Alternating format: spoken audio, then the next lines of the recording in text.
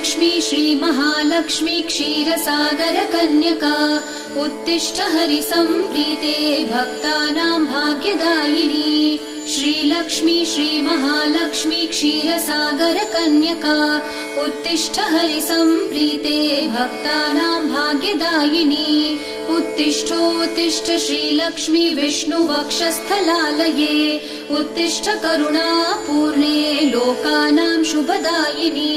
उत्तिष्ठोत्तिष्ठ श्रीलक्ष्मी विष्णुवक्षस्थलालये उत्तिष्ठ करुणापूर्णे लोकानां शुभदायिनी।